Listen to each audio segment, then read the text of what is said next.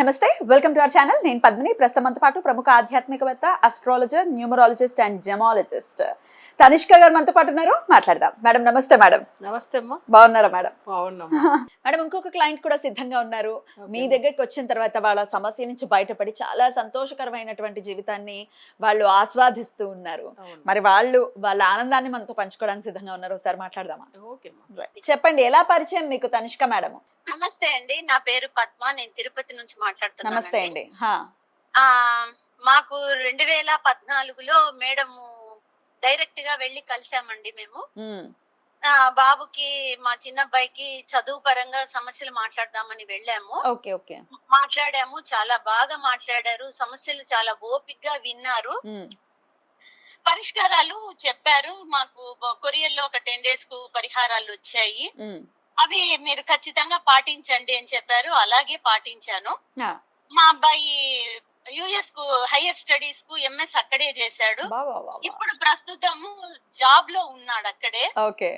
మళ్ళీ రీసెంట్ కూడా మేము మేడం ని మళ్ళీ ఫోన్ ద్వారా కాంటాక్ట్ అయ్యాము. చాలా బాగా మాట్లాడారు, మాకు చాలా సమస్యలు బాగా చెప్పారు. చాలా సంతోషంగా ఉందండి. తనుష్క మేడం కు ధన్యవాదాలు. థ్యాంక్ యూ అండి. అయితే చాలా మంది చెప్తూనే ఉంటారు, కానీ తనిష్క మేడం మీద మీకు నమ్మకం ఎలా కుదిరిందండి?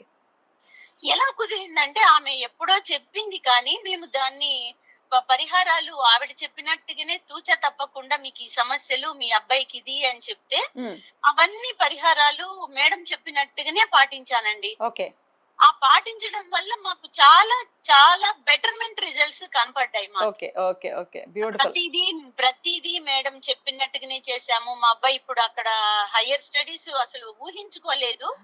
అక్కడికి వెళ్తాడని, ఎంఎస్ అక్కడ చేస్తాడని అనుకోలేదు. చదివేవాడు కాదా పిల్లాడు? లేదు, బాగా చదువుతాడు. కానీ మేము యుఎస్ కు పంపుతామని మాకంతా ఇదని మేము ఊహించుకోలేదు. ఇంకా బాబు బీటెక్ లో ఉండగానే మేము కలిసాం మేడం. అందువల్ల బాబు హైయర్ స్టడీస్ కు యుఎస్ వెళ్ళాడు. మరి మాకు ఎలా కుదిరిందో, మేము ఎలా పంపగలిగామో అనేది ఆ దేవుడికి తెలియాలి. అంతే నమ్మకంగా చేసుకున్నారు. మేము పంపించాము. అక్కడ బాగా చదివాడు. తర్వాత అక్కడ ఏ స్ట్రగుల్స్ లేకుండా జాబ్ చేస్తున్నాడు. చాలా మాకైతే చాలా బాగా మేడం చెప్పినవి బాగా చాలా ఉపయోగమైనవి.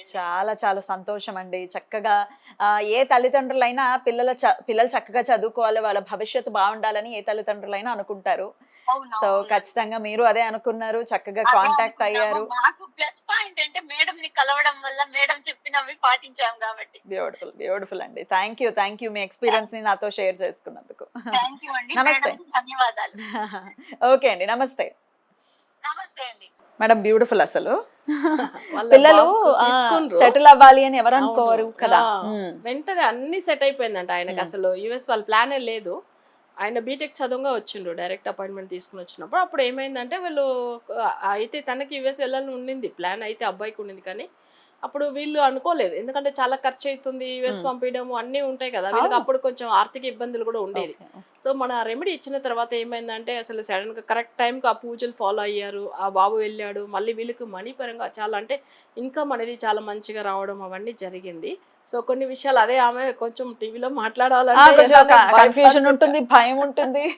అదే అన్నారు. అసలు మేడం మా ఎక్స్పీరియన్స్ చెప్పడానికి చాలా సంతోషం. నాకు కొంచెం కొత్త కదా అట్లా అన్నారు. నేనన్నాను, లేలే మీకు ఉన్నది చెప్పండి, మీరు ఏం ఫాలో అయినారు, మీకు ఎలా అనిపించింది.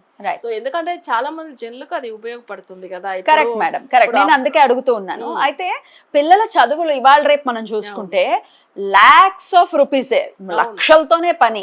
అందులో బీటెక్లు, ఎంటెక్లు అంటే అదేం చిన్న విషయం కాదు. పిల్లల్ని చదివించాలని ఉంటుంది. చక్కగా చదివే పిల్లలకైతే ఇంకొంచెం మనం ఇంకా బాగా చదివించాలని, లేకపోతే ఏదైనా డాక్టర్ కోర్సెస్ చేయాలి అని అంటే ఎన్ని లాక్స్ అవుతుందో మనకు తెలుసు.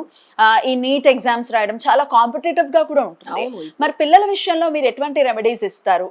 మామూలు మా పిల్లలు ఇంకా భవిష్యత్తు బాగుండాలి అనుకునే వాళ్ళ కోసం ఒకసారి. ఇప్పుడు ఏం లేదు ఇప్పుడు చాలా మంది ఏంటంటే అసలు లోయర్ క్లాస్ వరకు బాగా చదివేస్తారు. మళ్ళీ హైయర్ స్టడీలోంచి వాళ్ళకి ఏదో ఒక డిస్టర్బెన్స్ వస్తూ ఉంటది. కానీ చాలా ఎఫర్ట్ పెట్టి చదువుతారు. వాళ్ళకి అసలు చెప్పాలంటే వాళ్ళ మీద వాళ్ళకి చాలా నమ్మకం ఉంటుంది, లేదండి. కానీ జస్ట్ 1 or 2 మార్క్స్ లో వెళ్ళిపోతుంది. అప్పుడు చాలా సఫర్ అవుతూ ఉంటారు. మళ్ళీ ఇది ఏం చేయాలో అర్థం కాకుండా వాళ్ళు నీట్ ఎగ్జామ్ చూడండి, ఒక 2-3 టైమ్స్ కూడా వాళ్ళు ట్రై చేస్తూ ఉంటారు. అయితే కానీ వాళ్ళకి అసలు సెట్ అవ్వలేదు. మళ్ళీ మన దగ్గర తీసుకుని ఇంత ముందు కూడా మన లైవ్ లో మాట్లాడి ఉన్నారు అసలు అవును, నీట్ ఎగ్జామ్ doctor అసలు చాలా తొందరగా వాళ్ళ రిజల్ట్ వచ్చిన విషయము. అవును. సో వాళ్ళకి ఆ ఎంబీబీఎస్ వాళ్ళ సీట్ వచ్చిందని చెప్పారు చూడండి. సో ఇది ఎందుకంటే వాళ్ళకి ఒక వశీకరణ పూజలు ఇస్తాం, ఓకే. అంటే విద్యా వశీకరణ. ఇప్పుడు ఈ అబ్బాయి కూడా ఏంటంటే అబ్రాడ్ వెళ్ళడానికి ప్లస్ అక్కడ ఏంటంటే తన హైయర్ స్టడీ ఇంకా ఎంఎస్ అక్కడ వెళ్ళి చేయడానికి. సో అవన్నీ మనం అప్పుడు ఇచ్చాం కాబట్టి తనకి తొందరగా అక్కడ రిజల్ట్ వచ్చింది, వెళ్ళారు, తన జాబ్ కూడా వెంటనే వచ్చేసింది. సో మంచిగా సెటిల్ అయిపోయారు. సో ఇది వచ్చి ఏంటంటే ఇప్పుడు కూడా ఇక్కడ ఉండే వాళ్ళు కూడా చాలా మంది సఫర్ అవుతూ ఉన్నారు హైయర్ స్టడీ గురించి పిల్లలది. సో అట్లాంటి వాళ్ళకి కూడా ఏంటంటే మనం ఇస్తాం మనం రెమెడీస్. రైట్. అయితే గవర్నమెంట్ జాబ్ కోసం కూడా చాలా మంది అడుగుతూ ఉంటారు, అవును. మాకు ఇంకా ఏజ్ అయిపోతుంది, ఇంకా లాస్ట్ ట్రయల్ లో ఉన్నాము, ఇంక ఇదే లాస్ట్ ఇక్కడ మేము రాయటము, మాకు గవర్నమెంట్ జాబ్ రావట్లేదు, లేకపోతే సివిల్స్ కి ప్రిపేర్ అయిన వాళ్ళు కూడా జస్ట్ ఇంటర్వ్యూలో పోయిందండి అని అంటే చాలా బాధ అనిపిస్తుంది. అవును. ఎగ్జామ్స్ పాస్ అయ్యి ఇంటర్వ్యూలో పోతే ఎంత కష్టం అనిపిస్తుంది.